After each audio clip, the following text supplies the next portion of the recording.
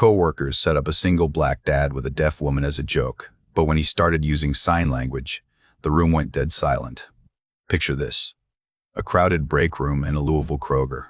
Fluorescent lights buzz overhead. 20 employees packed shoulder to shoulder, phones out, recording. At the center of it all, a middle-aged black man in a store vest stands frozen next to a professional-looking woman who's watching him with guarded confusion. The assistant manager grins from the doorway, arms crossed, waiting for the punchline to land. This is a setup. Everyone knows it. The joke is simple. Watch the quiet night shift guy who never talks try to communicate with the deaf program coordinator. Watch them fumble. Watch them fail. It's entertainment disguised as charity. But then the man's hands move. Fluid, confident, precise. He's signing fluently. And the woman's expression shifts from braced humiliation to complete shock. The assistant manager's smile cracks. Someone whispers, "Wait, he knows sign language?" Within 60 seconds, the entire power structure in that room flips. The punchline becomes the setup. The joke becomes something else entirely. And the man everyone thought was just a shelf stalker reveals something that will unravel everything his coworkers thought they knew. Because here's what they didn't know. 15 years ago, that quiet man wasn't stocking groceries at 2 in the morning. He was filling stadiums, selling out shows, being offered deals that most people only dream about. And the same hands now signing apologies in a Kroger break room once held a microphone in front of thousands. If you believe that the quietest people in the room are often the ones with the most to say, stay with this story, because what happens next will leave you speechless. Before we begin, hit subscribe and tell me in the comments, have you ever been underestimated because someone refused to see who you really are? But to understand how a third shift shelf stalker became the most talked about man in Louisville, we need to go back 2 weeks, to the moment a single father clocked in for another invisible shift. The fluorescent lights in aisle 7 hummed their low, constant note. T.C. Cole moved between the shelves like a man who'd learned to take up as little space as possible. His hands, dark brown, scarred along the knuckles from years of box cutters and pallet splinters, worked with mechanical precision. Cereal boxes. Rows of bright colors promising sweetness and energy to people who'd never see him stock them. It was 2 in the morning on a Tuesday. The store was a cavern of cold light and polished floors. Somewhere in the distance, a floor buffer whined. A couple of other overnight crew members worked their own aisles, but TC didn't know their names. Didn't need to. He kept his earbuds in, no music playing, just the buffer between him and conversation, and moved through his work like water finding the path of least resistance. He was 39, lean build, graying at the temples, the kind of face people's eyes slid past without catching. He wore the same green Kroger vest everyone else did, kept it clean, kept his head down. Nobody talked to TC. TC didn't talk to nobody. That was the arrangement. It worked. 6 hours later, he clocked out. The morning shift was starting to trickle in, day managers with their coffee and small talk, cashiers yawning through their routines. TC slid past them without a word. His truck was old, a battered Silverado with a cracked spider webbing across the windshield. The engine coughed to life on the second try. He drove east toward the airport, where rent was cheaper and the planes roared low enough to rattle windows. The apartment complex was faded yellow stucco with stairs that creaked. Unit 2F. He unlocked the door quietly. Inside, the space was small but clean. A couch that didn't match the chair. A kitchen table with 2 seats. Drawings taped to the refrigerator bright marker colors. A child's hand. TC set his keys on the counter and walked to the second bedroom. Ayana was still asleep. She lay curled on her side, one hand tucked under her cheek. 7 years old. Natural hair in 2 puffs, the way she liked it. Dark skin smooth in the early light coming through the blinds. Her face was peaceful in a way that made TC's chest tighten every time he looked at her. He reached out and tapped her shoulder gently. She stirred, blinked, saw him and smiled. Her hands moved before she was fully awake. "You're late." TC smiled back, signed, traffic, liar. "Okay, I'm old and slow." She sat up, rubbing her eyes. "What's for breakfast? What do you want?" "Pancakes." "We don't have pancakes." "Then why did you ask?" She grinned at him, wide and knowing. TC shook his head, signing with exaggerated patience. "Cereal or toast?" "Cereal, the one with the rabbit." They moved to the kitchen together, Ayana climbed onto a chair while TC poured milk and set the bowl in front of her. She ate with focus, spoon clinking against ceramic. TC made himself coffee and leaned against the counter, watching her. After a few bites, she looked up. Math test today. You ready? She wrinkled her nose. It's multiplication. It's boring. Boring doesn't mean hard. It's still boring. TC sipped his coffee. Signed, you'll do fine. Ayana tilted her head, studying him the way she sometimes did, like she could see through him. What time are you picking me up? 3. Sharp. Promise. Promise. She nodded, satisfied, and went back to her cereal. Then, without looking up, why don't you talk to people at work? TC went still, set his mug down. What do you mean? You never talk about them. You don't have work friends, just work. Her hands moved with the blunt clarity only a child could manage, no judgment, just observation. TC's throat tightened. He signed slowly. They don't need to hear me. Why not? Because I'm there to work, not to talk. Ayana frowned. That sounds lonely. TC didn't have an answer for that, so he signed. Finish your breakfast. We need to leave in 20 minutes. She let it go. She always did. 20 minutes later, they were in the truck. Ayana chattered and signed the whole way to school, about a girl in her class who'd learned 3 signs, about a book she was reading, about whether dogs dreamed in barks or pictures. TC answered when she needed him to, but mostly he just watched her hands move. Fluid, confident, unashamed. When they pulled up to the school, she leaned over and kissed his cheek. Signed, love you, Daddy. Love you too. She hopped out, backpack bouncing, and disappeared into the building without looking back. TC sat in the truck for a long moment, watching the door she'd gone through. Then he drove home. The apartment was quiet without her. TC pulled the blinds, kicked off his shoes, and collapsed onto the couch. Sleep came fast and heavy, the kind that didn't dream. When his phone alarm went off at 1 in the afternoon, the room was dim and hot. TC blinked at the ceiling, disoriented for half a second before memory clicked into place. He dragged himself upright, showered, made another pot of coffee, pulled on his Kroger vest. Another shift begins. The daytime staff meeting started at 10 in the morning. TC wasn't supposed to be there. His shift didn't start until 2. But corporate had sent out an email about a new program, and the night crew supervisor told him to show up or risk missing something important. So TC came. He stood in the back of the break room, arms crossed, while the day shift filled the space with noise. Coffee mugs clinking, laughter bouncing off the walls. Conversations that didn't include him and never would. Brandon Sykes stood at the front of the room like he owned it. He was early 30s, white, with a kind of haircut that cost more than TC's weekly grocery budget. He wore a button-down shirt with the sleeves rolled to his elbows, casual authority. His smile was wide and practiced, the kind that made people think he was their friend right up until he wasn't. All right, everyone, listen up. Brandon clapped his hands twice. The room settled. We've got something really exciting happening. Corporate's rolling out a community outreach program, and guess what? We're one of the pilot stores. A few people clapped politely. Brandon's grin widened. We're going to be hosting a job skills workshop for deaf and hard of hearing young adults. Teaching them customer service, inventory management, that kind of thing. It's a great opportunity for us to give back, and honestly, it makes us look pretty good to the higher-ups. He gestured to a woman standing beside him. This is Jordan Mitchell. She's coordinating the whole program. Jordan stepped forward. She was black, 31, with natural hair pulled into a low bun and a crisp blazer that said she didn't need anyone's approval. Her expression was polite but guarded, like she'd walked into rooms like this 100 times and knew exactly what to expect. A woman beside her, a contracted interpreter, stood ready, hands poised.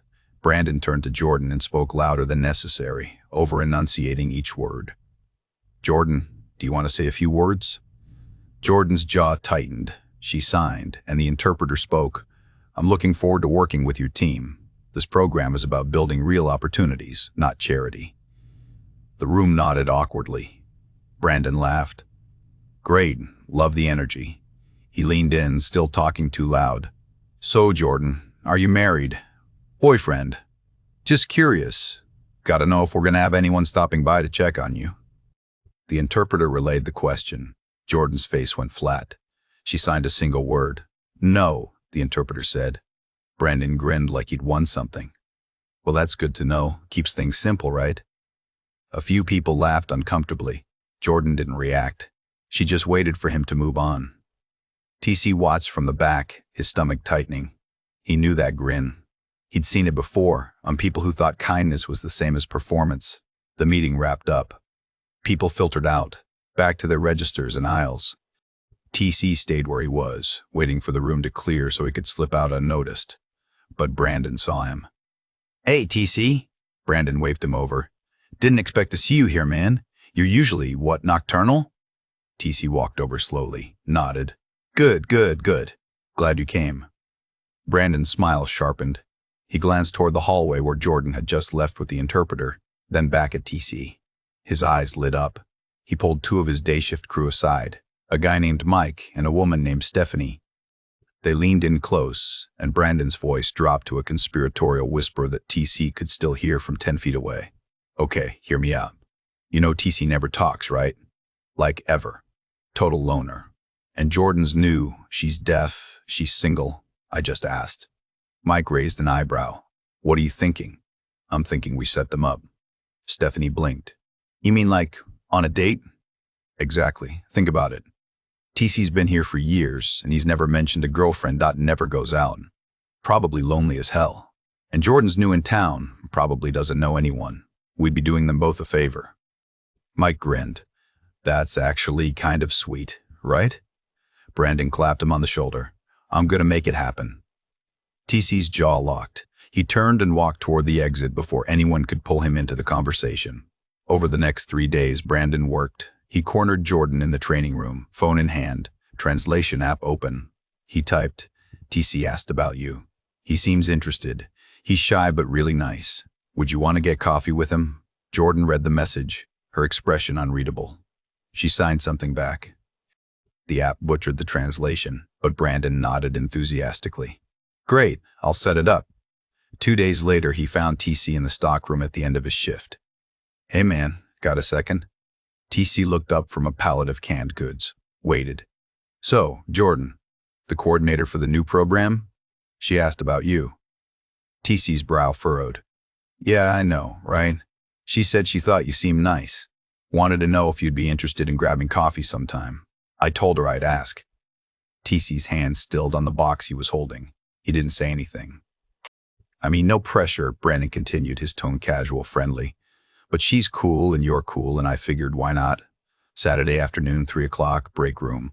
I'll make sure it's quiet, low-key. What do you think? TC hesitated. He didn't know Jordan, didn't know why she'd ask about him.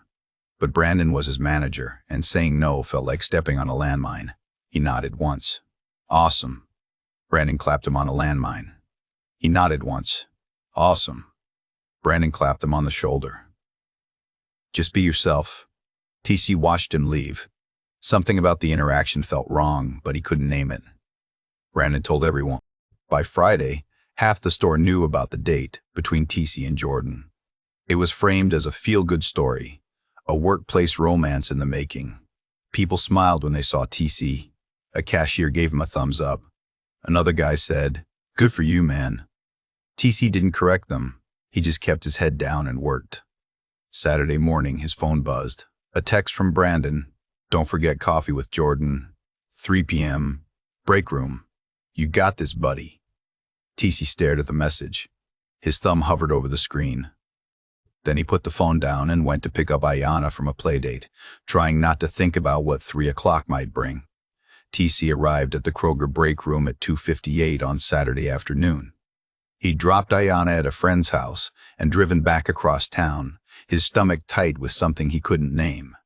The break room door was propped open. He stepped inside and stopped. The room was packed.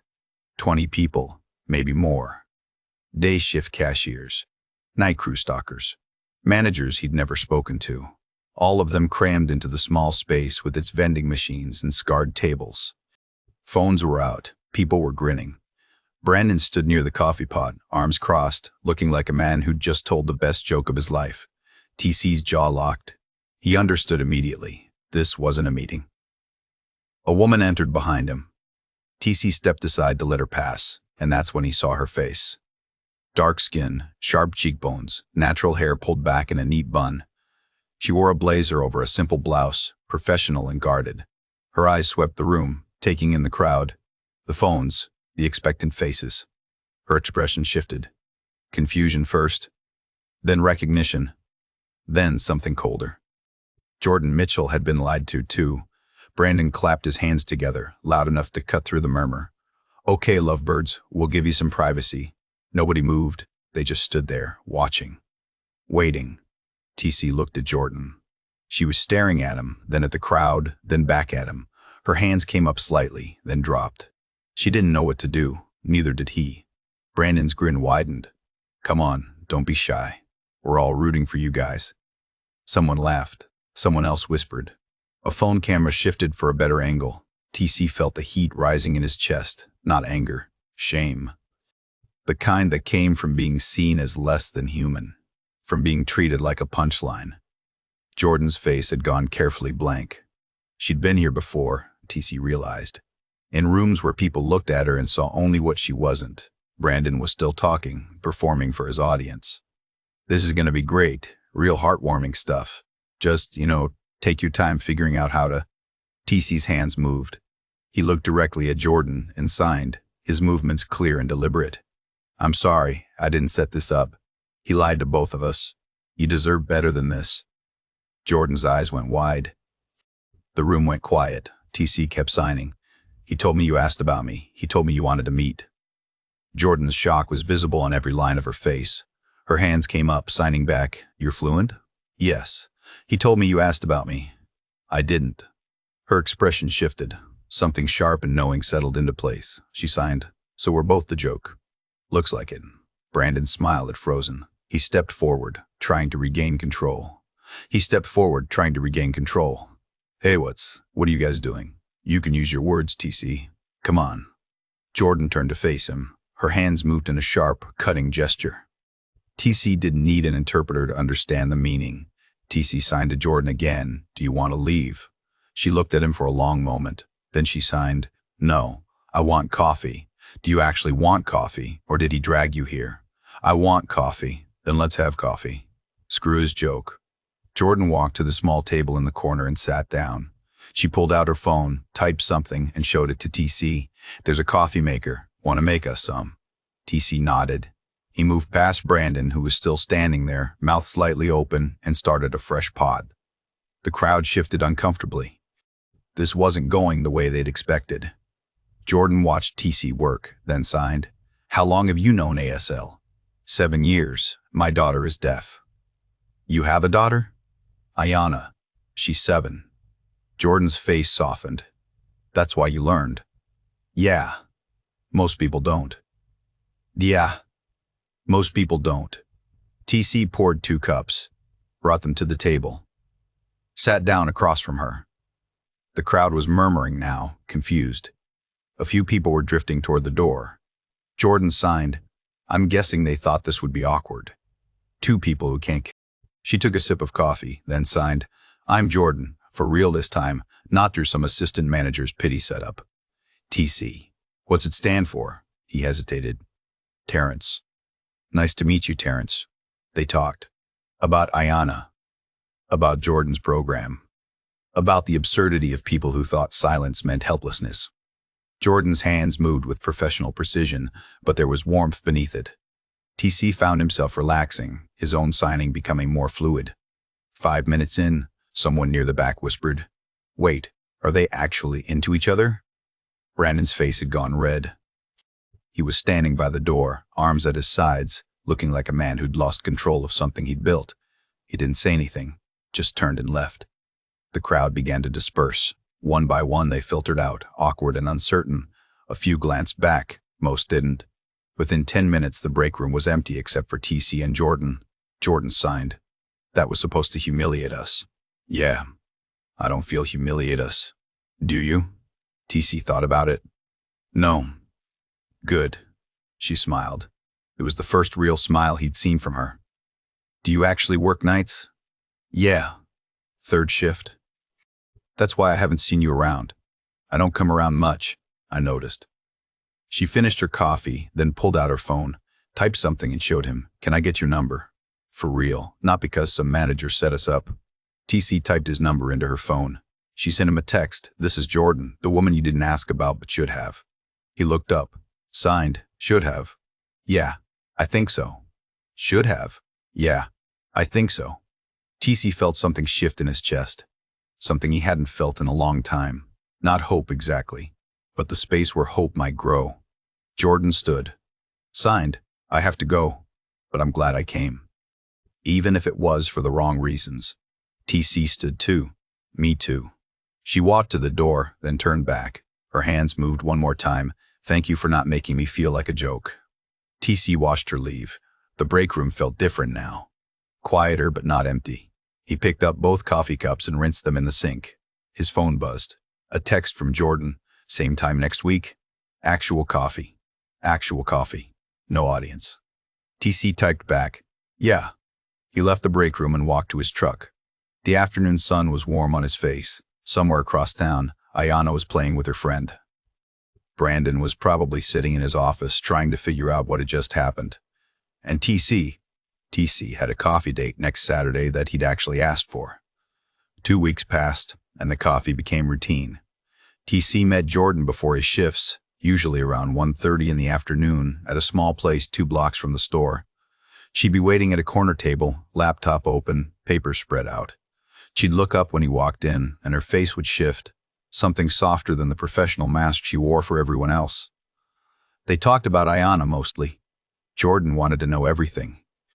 How TC taught himself ASL, what Ayana's favorite subjects were, whether she had other deaf friends. TC found himself answering questions he hadn't been asked in years, questions that assumed his daughter was whole and complete exactly as she was.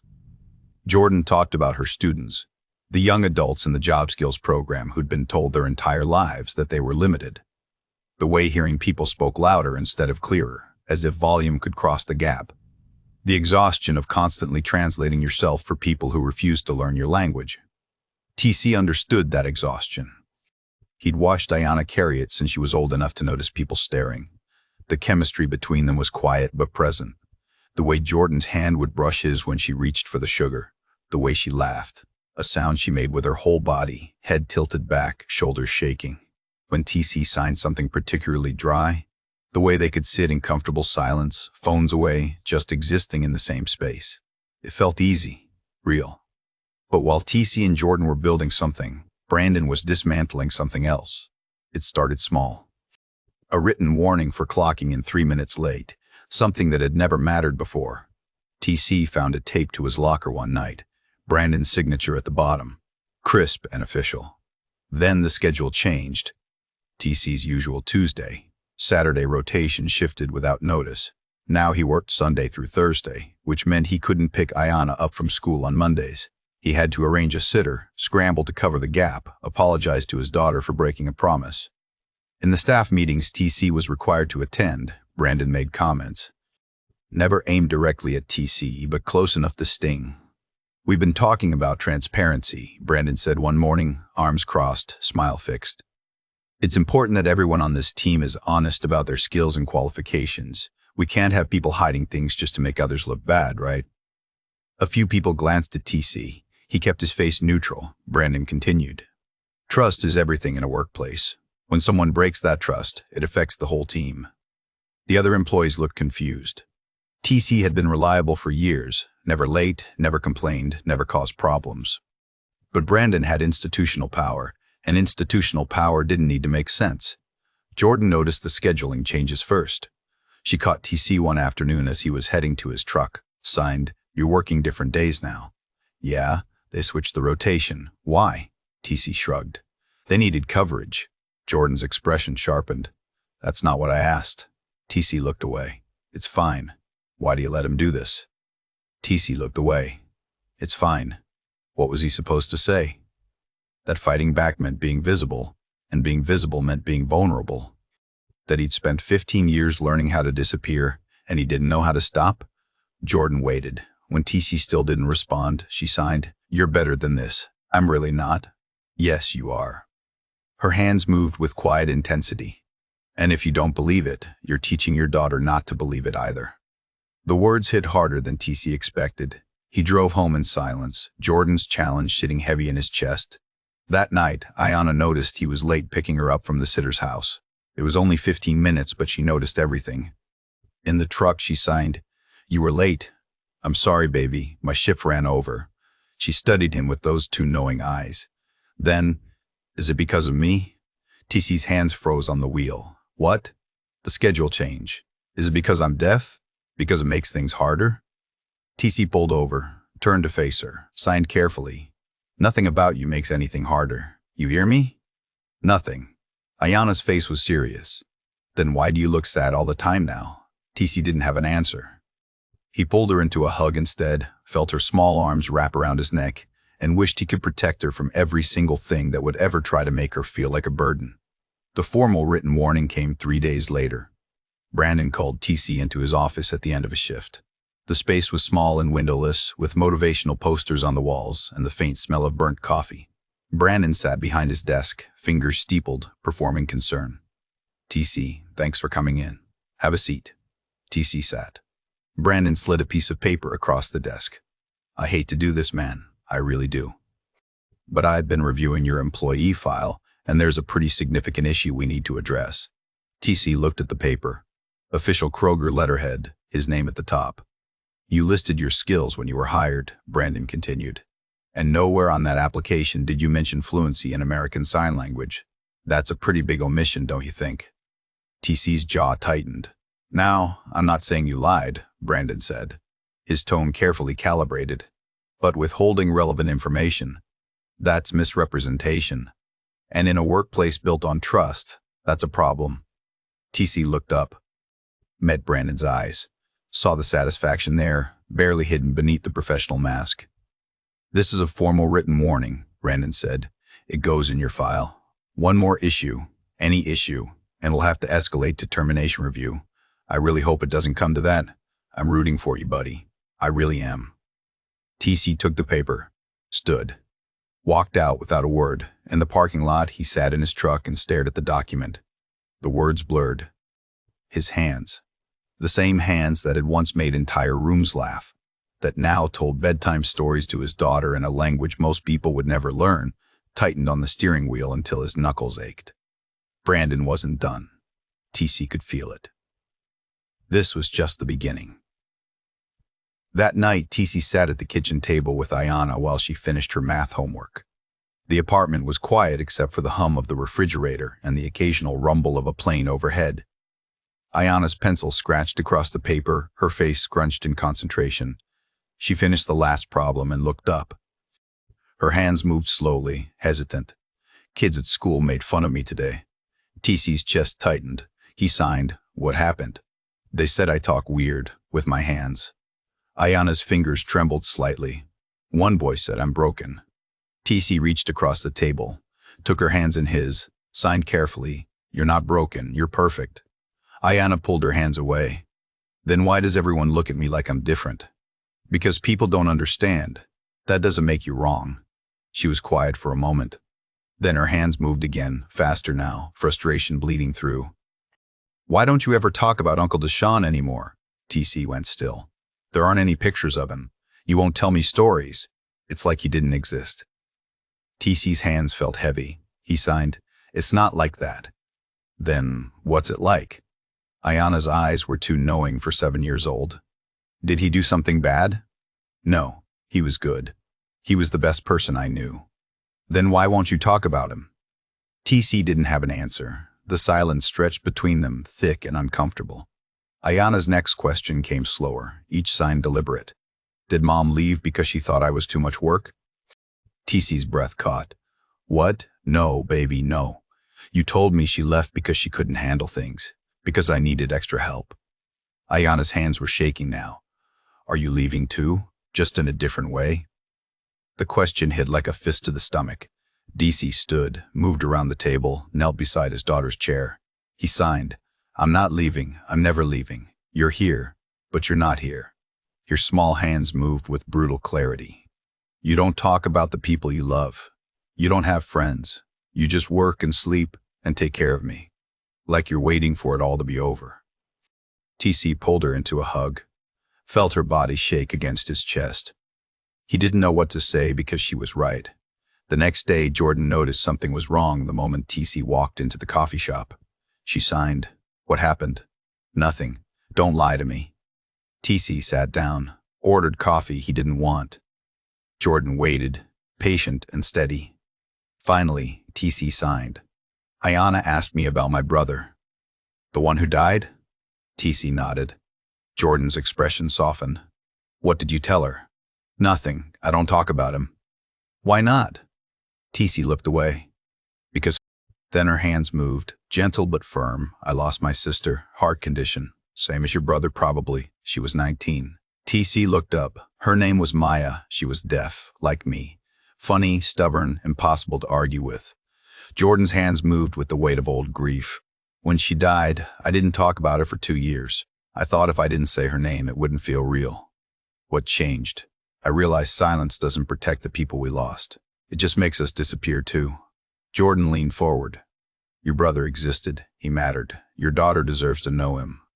TC's throat tightened. He signed, I don't know how. Start small. One story. One memory. Let her see that loving someone and losing them doesn't mean erasing them. TC drove home in silence, Jordan's words circling in his head. That night, after Ayanna went to bed, he stood in front of his closet for 10 minutes before opening the door. The box was on the top shelf, covered in dust. He pulled it down, set it on the floor, opened it. Photos spilled out.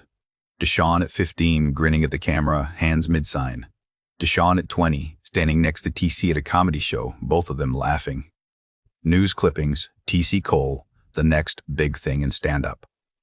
A USB drive labeled Netflix Pitch 2015 in TC's own handwriting. TC picked up a photo. Deshawn's face, bright and alive, frozen in a moment. TC could still remember. The punchline to a joke TC had signed, the way Deshawn's whole body had shaken with laughter. TC didn't watch the USB drive. He couldn't, not yet. He put the box back, closed the closet door. 2 days later, the store manager called TC into his office. The man looked uncomfortable, shuffling papers on his desk. TC, I need to inform you that Assistant Manager Sykes has recommended your employment be terminated pending review. TC's hands gripped the armrests of his chair. The hearing is scheduled for Monday, March 24th. You'll have the opportunity to present your side. Until then, you're still on the schedule. The manager glanced up. For what it's worth, I don't understand this. You've been reliable for years. TC nodded once, left the office. In his truck, he stared at the steering wheel. March 24th, 6 days away. He needed to start looking for new jobs. Figure out how to pay rent. Tell Ayanna they might have to move. His phone buzzed. A text from the store's group chat. Someone had forwarded the flyer for the annual employee appreciation event. Saturday night, mandatory attendance for all staff. Talent show. Raffle prizes. Brandon Sykes listed as MC. TC deleted the message. He wasn't going. He had 6 days left at this job, and he was going to work them quietly, collect his last paycheck, and disappear the way he'd been disappearing for 15 years. His phone buzzed again. This time, a text from Ayanna's number. She was at a friend's house. The message was a photo. Ayanna and 3 other kids, all of them deaf, all of them signing at the camera. The caption, Jordan says there's a talent show Saturday. Can we go? Please? TC stared at the photo, at his daughter's smile, at the way she looked confident and unashamed, surrounded by people who spoke her language. He typed back, we'll see. But he already knew what Ayanna would say, and he already knew he couldn't tell her no. 1 week before the talent show, TC sat at his kitchen table with a stack of job applications spread in front of him. The overhead light hummed. His coffee had gone cold an hour ago. Warehouse positions, night security, janitorial work. All of them paid less than Kroger. None of them would cover rent, and Ayanna's school supplies and the medical bills still trickling in from her last checkup. His termination hearing was scheduled for Monday, March 24th, 4 days after the talent show. He had no illusions about how it would go. Brandon had built his case carefully, and TC had no defense except the truth, which wouldn't matter to people who'd already decided what they wanted to see. Ayanna walked into the kitchen, backpack slung over one shoulder. She stopped when she saw the papers. Her hands moved slowly. Are we moving? TC looked up. What? Those are job applications. Are we moving? TC's jaw tightened. He signed, no, just looking at options. Why? Just in case. Ayana's eyes were too knowing. She set her back down and climbed into the chair across from him. Is it because of the mean manager? TC didn't answer. How did she know? Jordan told me, Ayana signed. She said he's trying to fire you because you made him look bad. TC closed his eyes, opened them. Jordan shouldn't have told you that. Why not? I'm not a baby. Ayana's hands moved with quiet defiance. And I'm not stupid. I know when you're scared. The word hit harder than TC expected. He wasn't scared. He was terrified. The next day, Jordan found him in the parking lot after his shift. She had someone with her, a professional interpreter, a black woman in her 50s with steel in her expression. Jordan's face was hard. She signed, I went to talk to Brandon. TC's stomach dropped. You what? I asked him to drop the termination. Told him you've been a good employee. That this is personal. Jordan, he said, it's a personnel matter, smiled the whole time. Her hands moved sharply, anger bleeding through. Then he said, maybe I should focus on my own job instead of defending people who lie. The interpreter spoke Jordan's words aloud, flat and professional. TC felt his hands curl into fists. Jordan kept signing. You need to fight back. Go to corporate. Tell them what he's doing. I can't. Yes, you can. You don't understand. Then explain it to me. Jordan stepped closer. Because from where I'm standing, you're letting him win, and I don't understand why. TC looked away. I've spent 15 years staying invisible. I can't just. You think hiding is noble? Jordan's signs were fast now, cutting. You're teaching your daughter that people like us don't get to take up space. That when someone comes for us, we just disappear. TC's chest tightened. He signed back harder than he meant to. You don't know what I've lost. I know exactly what I've lost. Jordan's face was fierce. My sister died when she was 19. Same condition as your brother. I know what it feels like to have a hole in your life that never closes. But here's the difference, Jordan continued. I didn't let it erase me, and I'm not going to let you erase yourself either, especially not for some insecure manager who needs to feel big by making other people small. I'm not erasing myself. Then what do you call this? Jordan gestured at him. At the parking lot, at everything. You don't talk about your past. You don't fight for your job. You won't even tell your daughter who you used to be. That's not protection. That's disappearing. TC turned away. I need to go. TC, I said I need to go. He walked to his truck and drove home without looking back. They didn't speak for 3 days. TC went to work, came home, avoided Jordan's texts. Ayana noticed immediately, the way she noticed everything, but she didn't ask. She just watched him with those careful eyes, and somehow that was worse. On the third night, she signed, Did you and Jordan have a fight? We had a disagreement. About what? Adult stuff. Ayana's expression flattened. You always say that. TC didn't have an answer. He finished washing the dishes in silence while Ayana did her homework at the table. The apartment felt smaller than usual, the walls pressing in. Later, as he was tucking her into bed, Ayana asked, Are you going to the talent show on Saturday? TC's hands stilled. No. Why not? I have to work. You're off on Saturdays now. Ayana's face was serious. Jordan told me. She said the schedule changed. TC exhaled slowly. I'm just not going. Ayana was quiet for a long moment. Then, can I still go? Jordan's students are performing. She said I could come. TC hesitated. The talent show meant being in the same room as Brandon. Meant watching him perform, knowing what was coming Monday morning. Meant sitting through the whole charade of workplace appreciation while his termination paperwork sat in a file somewhere. But Ayana was looking at him with hope in her eyes, and he couldn't take that away from her.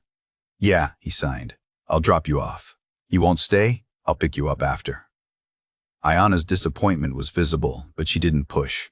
She just nodded and pulled the blanket up to her chin. TC turned off the light and walked to his own room. He sat on the edge of the bed, shoulders heavy, and stared at nothing. The night before the event, Ayana appeared in the living room while TC was folding laundry. She climbed onto the couch next to him and waited until he looked at her. Her hands moved carefully. Will you teach me one of Uncle Deshaun's jokes? TC went still. What? You said he was funny. I want to know one of his jokes. TC's throat tightened. He hadn't performed one of Deshaun's jokes in 15 years. Hadn't let himself remember the way his brother's face would light up, the way his whole body would shake with laughter, even though he couldn't hear the punchline. He felt it in the rhythm, in the way TC's hands moved. Please, Ayanna signed. TC set down the shirt he was holding, took a breath, and for the first time in years, he let himself remember. The joke was simple, physical, about a man trying to parallel park who kept hitting the same trash can over and over, each time with more confidence. Deshaun had loved it because TC could make the trash can bounce with just his hands, could make the man's frustration build until the whole thing collapsed into absurdity. TC performed it now, slowly at first, then faster as muscle memory took over. His hands moved with precision, his body shifting to show the angles, the impacts, the growing disaster. Ayanna watched, her eyes wide. The punchline landed. The man finally parks perfectly, gets out, and realizes he's 3 blocks from where he needed to be. Ayanna erupted into laughter. Real, whole-body laughter that shook her shoulders and left her gasping. TC felt something crack open in his chest. When Ayanna caught her breath, she looked at him. Her hands moved slowly, deliberately. Why did you stop being funny? The question hung in the air between them, simple and impossible. TC didn't have an answer, but Ayanna was still watching him, waiting, and for the first time in 15 years, he wondered if maybe she deserved one. The community hall smelled like burnt coffee and cheap carpet cleaner. TC sat in the back row, arms crossed, trying to make himself invisible one more time. He'd dropped Ayanna off at the entrance 20 minutes ago. She'd run straight to Jordan and the group of deaf students clustered near the stage. Bright, confident kids who signed like they owned the world. TC had turned to leave, keys already in his hand. Then Ayanna had looked back, signed, stay, just for a little while.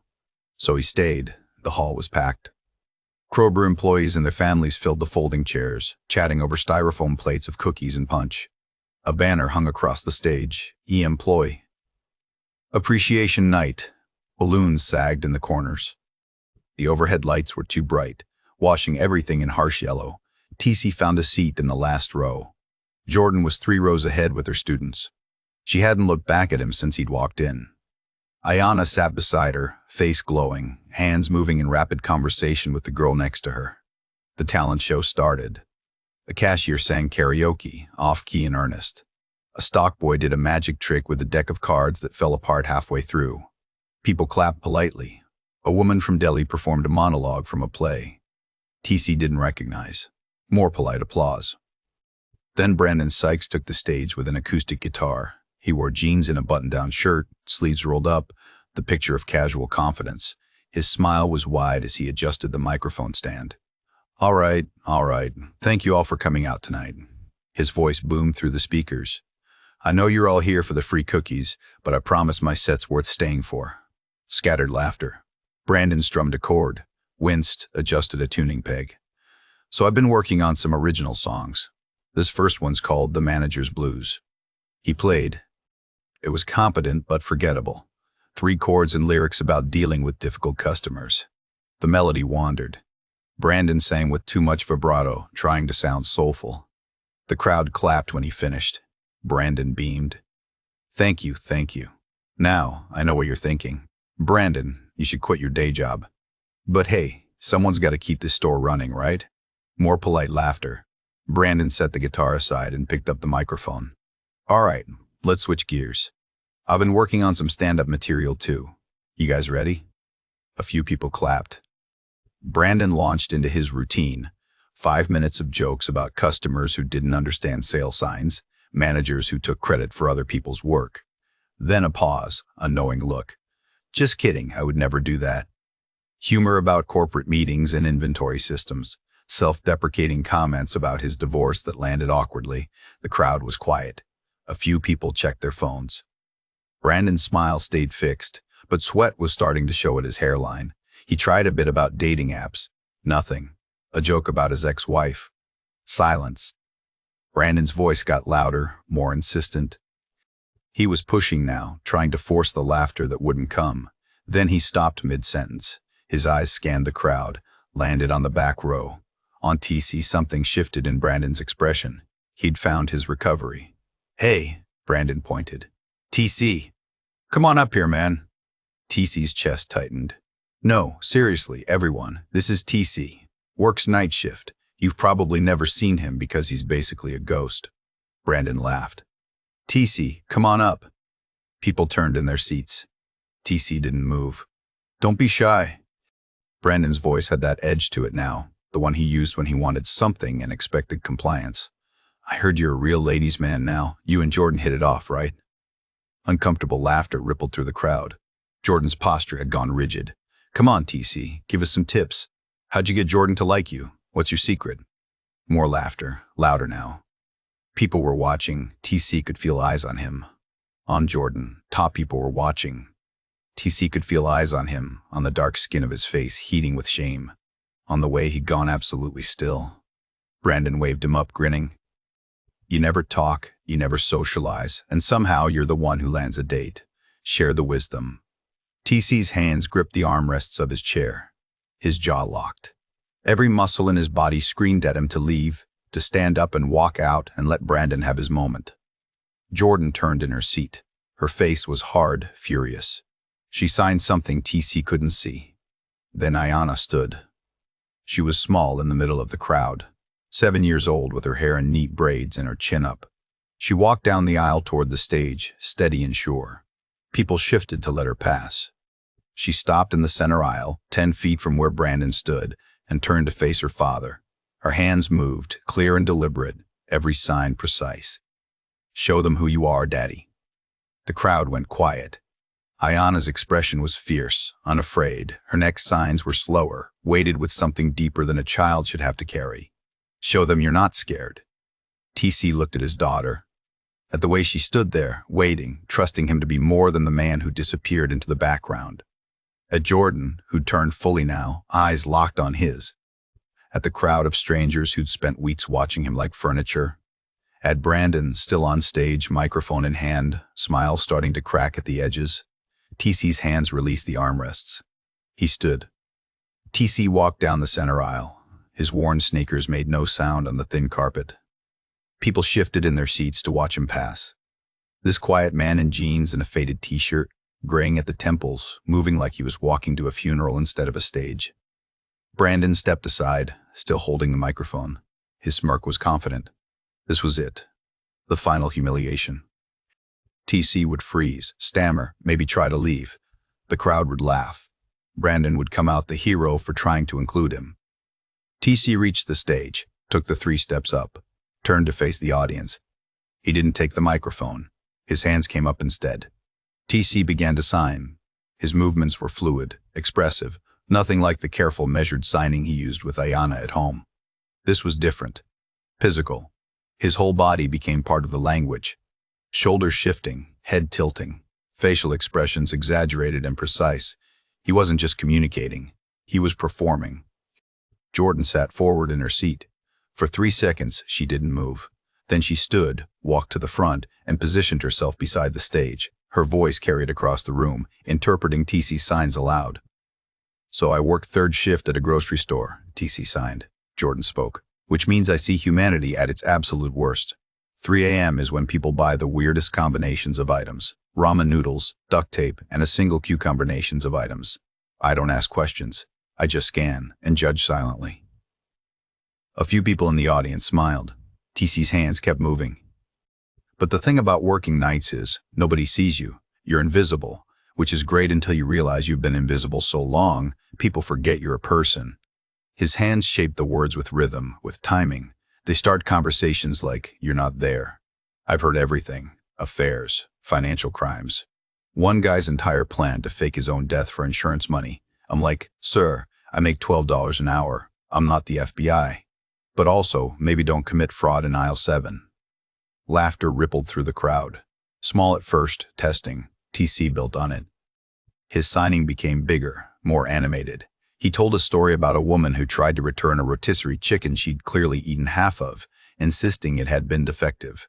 His facial expressions sold the absurdity. The woman's indignation, his own carefully neutral customer service face, the shift supervisor's defeat. Jordan interpreted, her voice catching his rhythm, his pauses, the places where the humor lived in the silence between signs. More people laughed. Then more. TC shifted gears. His hands moved in a different pattern now. Sharper, more pointed. He talked about assumptions. About the way hearing people looked at deaf people and decided what they were capable of before they'd signed a single word. The way people spoke loudly and slowly to his daughter as if volume could cross a gap that didn't exist. The particular kind of person who thought being deaf meant being broken. The deaf students in the third row were signing their laughter, hands waving, faces bright with recognition. They'd lived this, they knew. Then TC landed the callback. His hands moved through a familiar setup. The manager, the break room, the crowd of coworkers waiting for a show. And the best part, Jordan interpreted, her voice carrying edge now, is when someone decides to help. You know the type.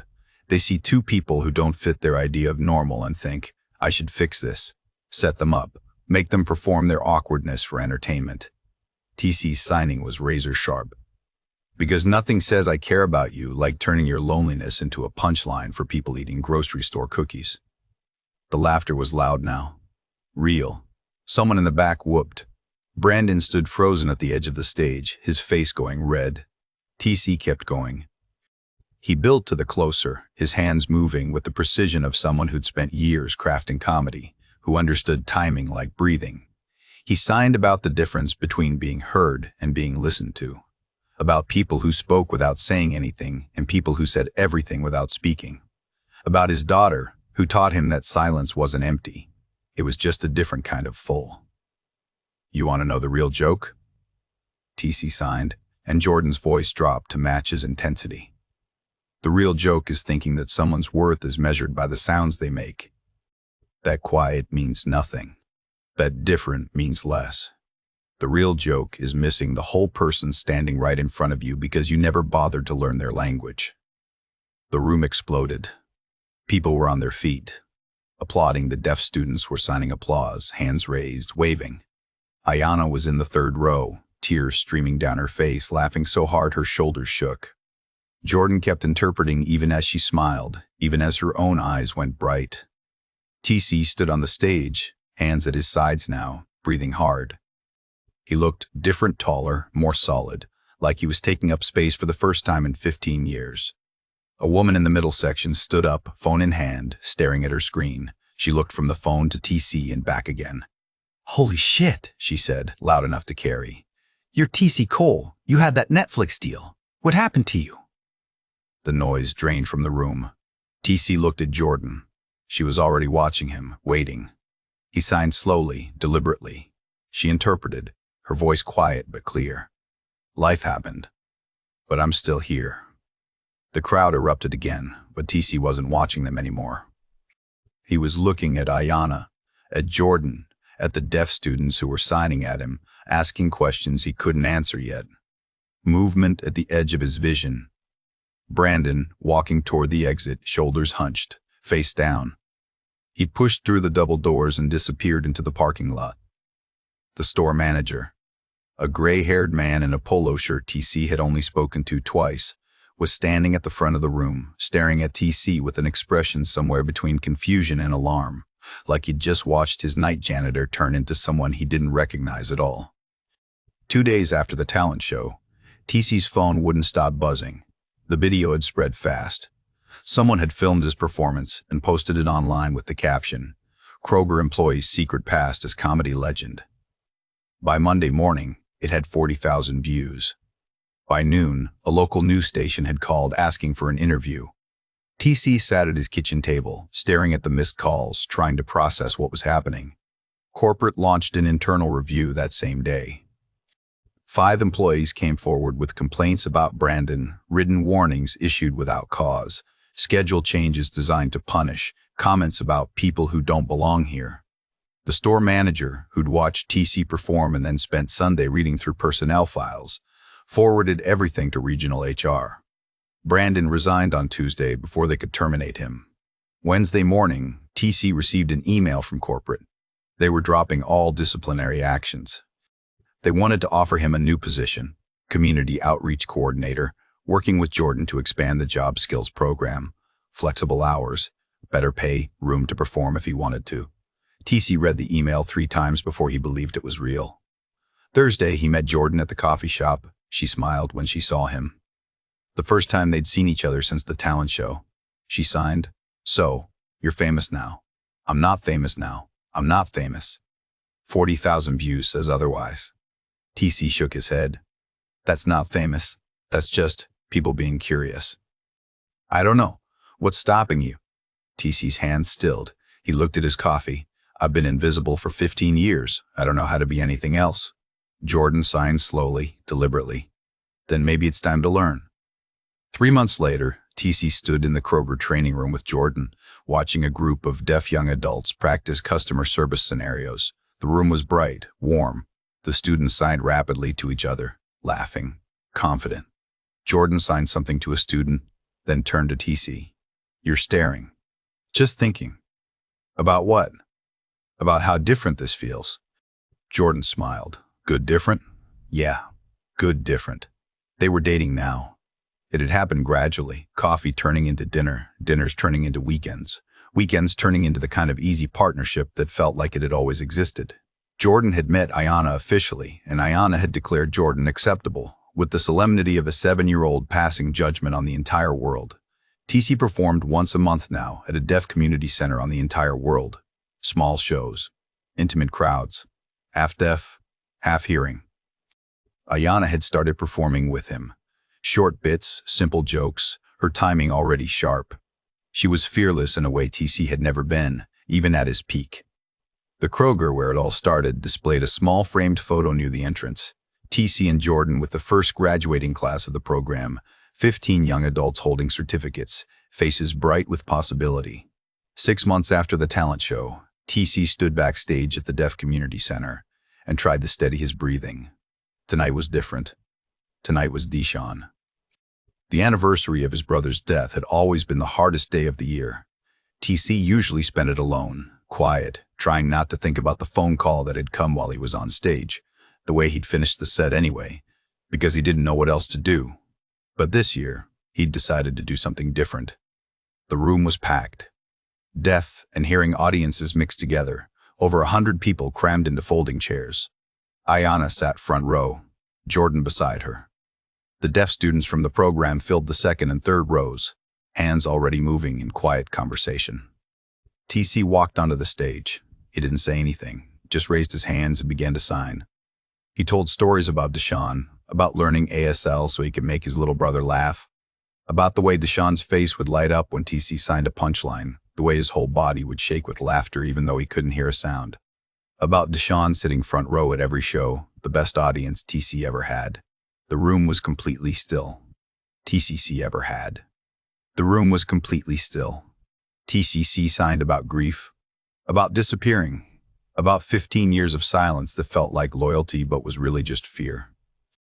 About a daughter who taught him that hiding wasn't the same as protecting, and a woman who showed him that silence doesn't honor the dead, it just makes the living disappear too. Then TC told Deshaun's favorite joke, the one he taught Ayanna, the one about the man and the parking space and the trash can. He performed it fully, physically, the way he used to when Deshaun was alive. The laughter was visible, hands waving, faces bright. The laughter was visible, the vibration of joy moving through the room like a wave. Ayanna was crying and laughing simultaneously, her small hands signing applause.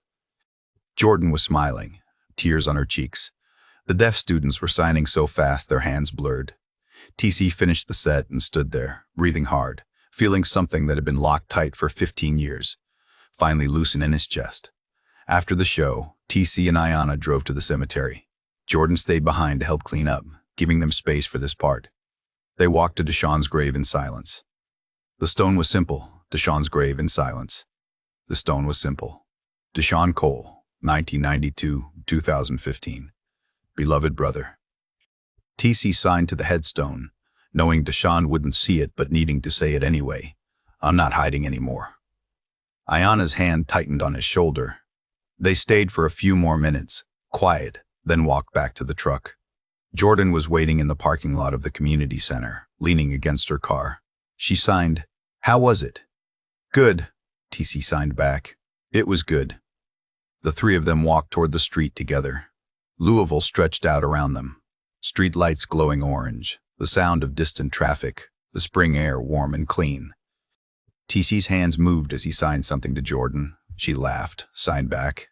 Ayanna jumped in with her own comment, and they all signed over each other, a three-way conversation moving at the speed of thought. A car passed. The driver glanced at them. Three people walking under the streetlights, hands flying, bodies moving in the rhythm of a language most people would never learn. To the driver, they were probably silent.